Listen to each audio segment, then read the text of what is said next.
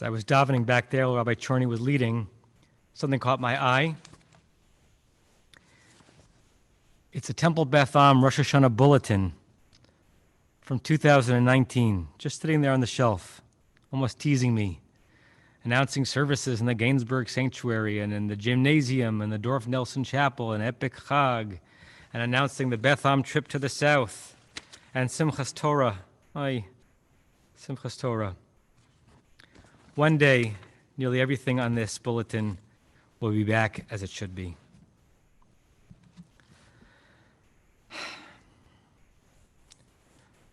Some of you who are used to my high holiday sermons know I like to begin with a joke, just to light up the room,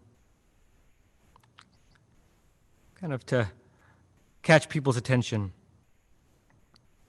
I can't begin with a joke this year. I think we have to begin with a bracha. And even if you've already said it when you lit candles, or you already said it when you said Kiddush, we must thank the Creator of the universe for bringing us to this moment, because we very easily could not have arrived in this moment in this way intact. And I hope that you'll join with me. I won't hear you, but I'll feel you as we say the Shechianu together. Baruch Ata Adonai, Eloheinu Melech Haolam, Shechianu, V'kiyamanu, V'higianu Lazman Hazeh.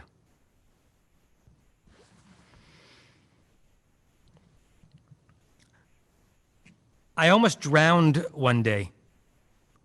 I grew up a swimmer, and I loved to ride the giant waves. The only hard part is getting past the breakers, the mishperei yam, as they are referred to in Psalm 93, which Cantor Chorny just sung. From the Hebrew word shavar, shin bet resh, which means to break. It was a blustery day on the Jersey Shore about 15 years ago. And the sea looked rough, but I'm an ocean boy, and so I can handle it, as long as I can get past those breakers. I went out a few feet, and within seconds, I was in water too deep to stand.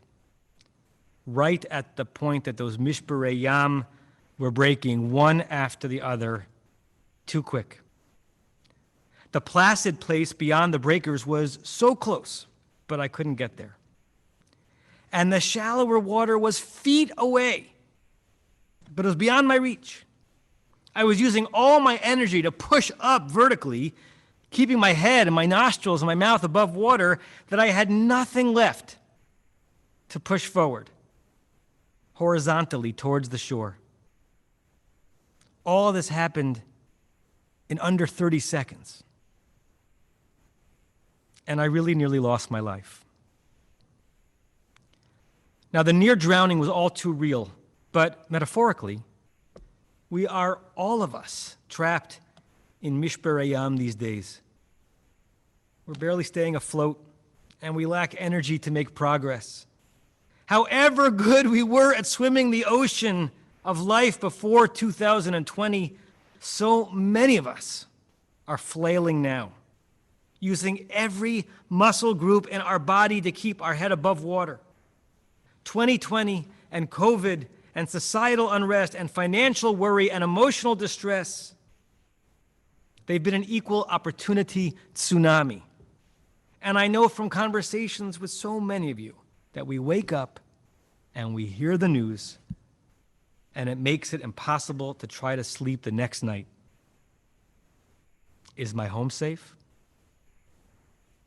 Is my air safe? Is my job safe? Will the world I knew ever return? And will it return on time for me? People have lost savings and friends and lives. Things are not okay, and we don't really know when they will be. I'm never going to forget the conversation I had this summer with a proud professional in this community, his income battered by COVID, who wept on the phone as he described his fear that he would lose his house. Nor the chat with a generally blessed and fortunate colleague who said to me that at least once a day he sits down and cries. One member who came to the Ark for one of those short blessing visits that we've been doing in the last few weeks, right over there, told me, I wake up sad every day. So many are asking about this year and about this moment. How do I live this life? How do I stop the pain and the worry? We are amidst the breakers, yelling in our minds for the crashing waves to stop, for those unforgiving breakers to just give us a break. How do we celebrate a new year and life itself when we cannot catch our breath? Perhaps my infatuation with Hebrew roots can help a little bit. And also a core image from the High Holiday Liturgy, and also kintsugi, a unique Japanese art. First, the root, shin bet resh. In its standard form, lishbor, it means to break. In its intensive form, lishaber, it means to pulverize. And as I mentioned, we have the mishbereyam, the powerful sea breakers that give no pause, and they're hard to survive and hard to emerge from. The core meanings of the root describe all too well so much of current human and American misery. And yet the root actually opens up like a lotus flower when you pay attention. Because shin bet resh also denotes sustenance and nourishment, kind of the opposite of ruin. You might have an image of Joseph as the feeder of all of Egypt. According to the Torah, that role is called the mashbir, a word that some of you may remember as the eponymous department and grocery store that used to sit at the top of Ben Yehuda Street in Jerusalem. To be mashbir, to give shin bet resh shever, is to provide for all of someone's needs. So the root connotes brokenness amidst wholeness. Or maybe better, wholeness despite brokenness. Now, light itself is illuminating. Health and wellness and thriving are blessings in their own right. But light from darkness? That's a revelation. Health from illness? Wellness after struggle? Thriving in the aftermath of suffering? These are miracles. And they're all within those three letters. Believe it or not, being born is actually part of our shin bet resh root as well. The word mashber, built from that root, means crisis, and that seems appropriate. But it also means, wait for it, birthing stool.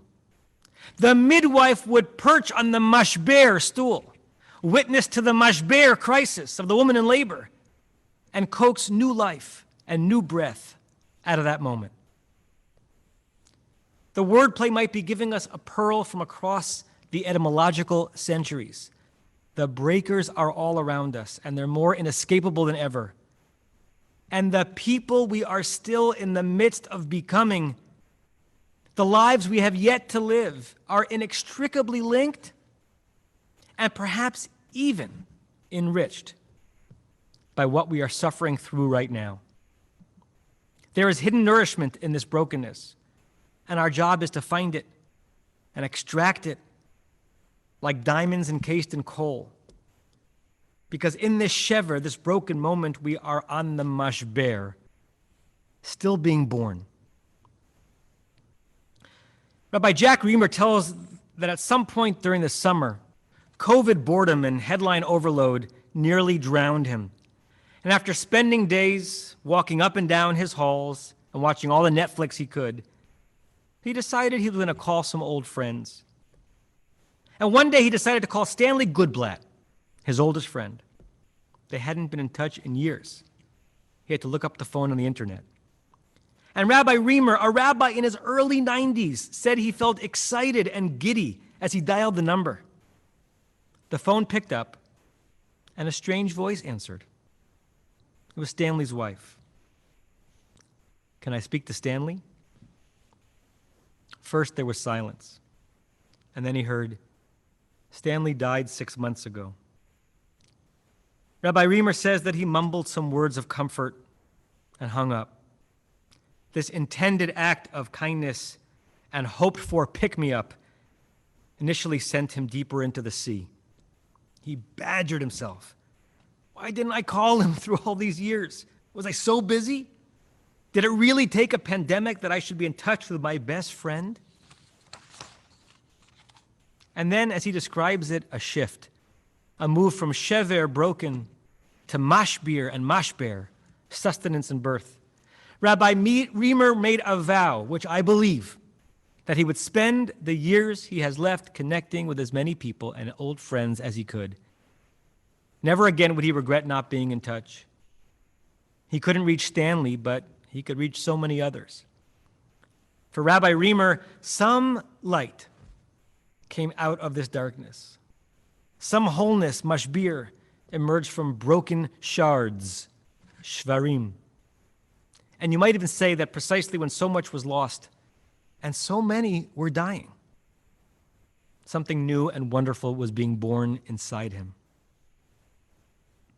The image of new life and new birth resonates powerfully with this very day, Rosh Hashanah, Hayom Harat Olam. We often translate it as today is the birthday of the world. The holiday of Pesach, our first major holiday in COVID, marks the odometer of the Jews, one more year since redemption, but Rosh Hashanah marks the odometer of the world, one more year since Breshit, creation. The phrase in the Machzor, when we sing it, comes right after the shofar blowing in Musaf, and it suggests potential as the world is born anew. According to a crazily evocative midrash in the Talmud, the shofar blast represents a baby's first cry. Like a woman who has suffered miscarriages and stillbirths, for whom that first cry is a miraculous sign of vitality and viability. The Talmud imagines God trying over and over and over and over again to create the world in vain, trying to pull something out of chaos and nothingness. But even for God, that task is hard. I quote from the Talmud, each and every year on the day of the world's birth, the Holy One sits upon the mighty throne, the supernal mashber, birthing stool, and does not pay heed to Israel or to the world until God hears the blasts of the shofar, like the first cry of the baby. This one will live. Immediately, God's heart is opened and mercy flows. Hayom Harat Olam. Today the world is born. This moment is pregnant. We are somehow in the womb, waiting to be born, and there are no guarantees. And we are the womb, fostering and nourishing life in uncertain circumstances. Worry abounds. We don't know if or how we will live through it. The mashber birthing stool waltzes a chaotic waltz with a mashber crisis as we try to extricate ourselves from mishberei, the sea's crashing waves. It's a moment like me on the New Jersey shore, when just breathing does indeed seem like a triumph. There are times, kind of like these, when we're dealing with things that are so overwhelming, coming at us so quickly.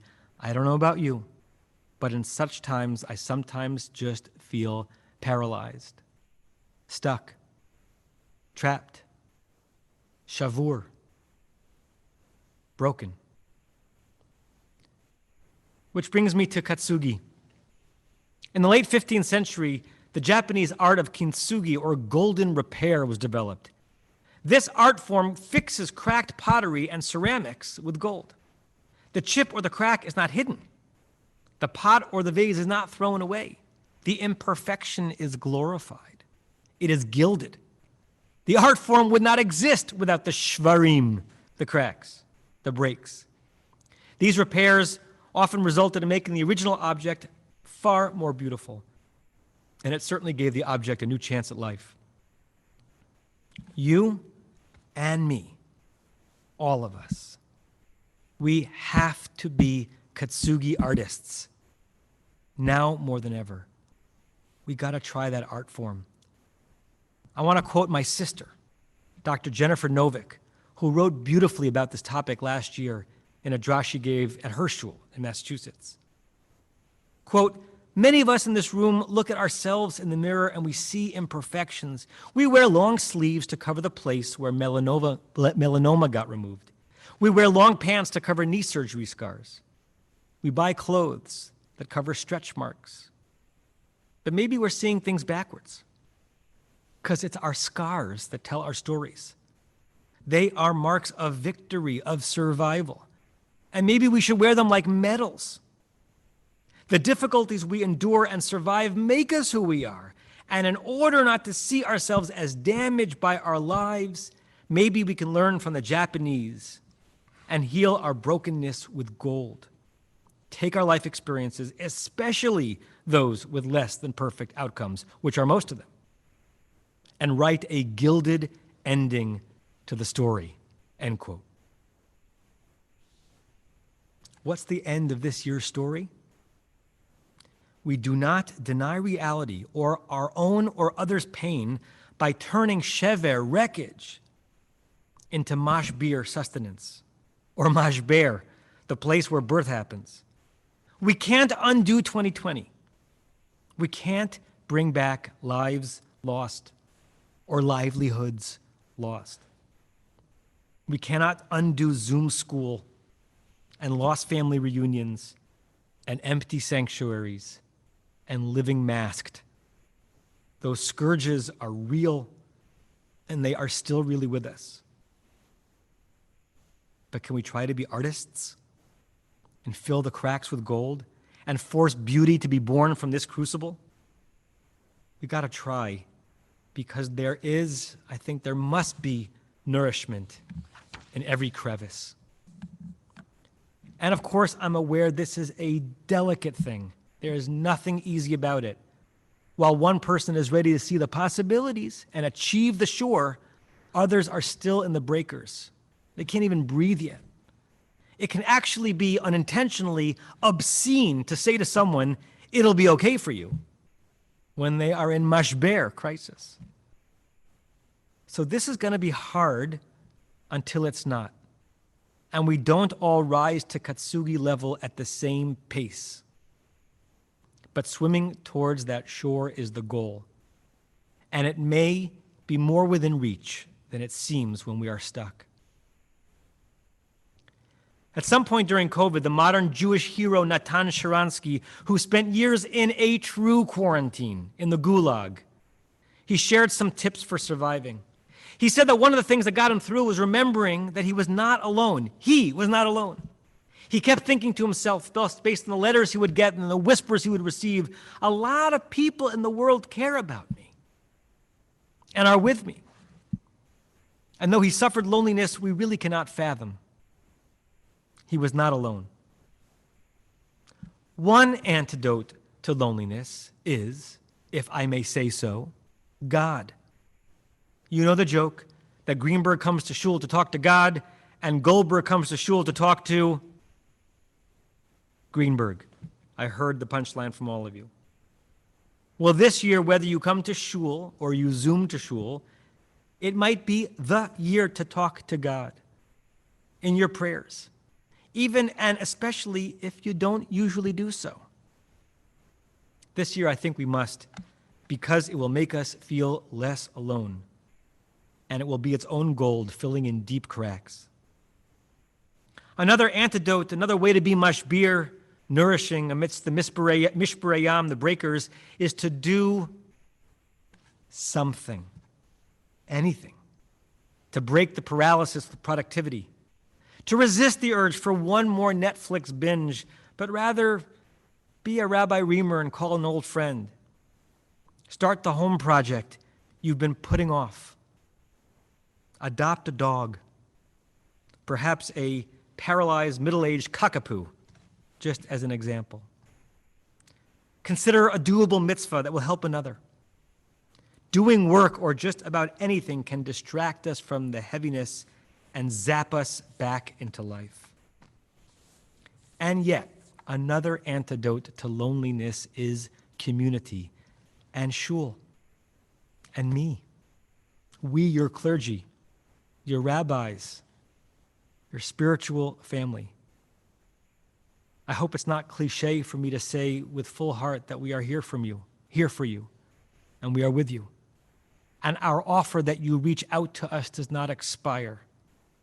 Our calendars and our hearts always have room for you, to talk with you, to hold you, even from a distance, to share with you our own fears through this moment, our own paralysis in the breakers, and to try to find a way forward and out together. Please call on us. And speaking of those breakers, let's go back to me on the Jersey Shore. All these years later, I don't really know how I emerged. I don't. Some combination of a will to live and grit and belief against all odds and a lot of luck and mustering muscle power and breath capacity that under normal circumstances I would certainly lack. Eventually, and really at the very last minute, I found a tiny bit of footing, and I pushed and I crawled forward. The beach lifeguard, who didn't see me initially, finally reached me as I just pulled myself out of the surf, face down, hands clutching the sand like that last scene of that Sandra Bullock movie. Almost no breath left in me. When I think about that moment, I shudder. I re-enter the paralysis. What could have been, what really almost was. But there's gold in that crevice. And there was something born out of that crisis. A few weeks ago, I started teaching Lev how to navigate that part of the ocean, as I've taught his sisters. And now that he can swim confidently, he is ready for those breakers, the mishparei.